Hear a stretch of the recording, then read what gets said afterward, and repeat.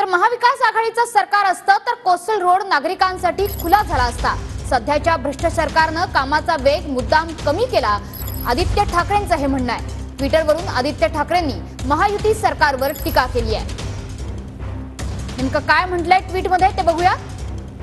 महाविकास आघाडी सरकारचं कायम राहिलं असतं तर मुंबई कोस्टल रोड डिसेंबर 2023 पर्यंत पूर्णपणे तयार झालेला असता, पण भ्रष्ट राजवटीनं आमचं सरकार पाडल्यानंतर त्या कामाचा वेग मुद्दाम कमी करून खर्च वाढवण्याचं काम केलं।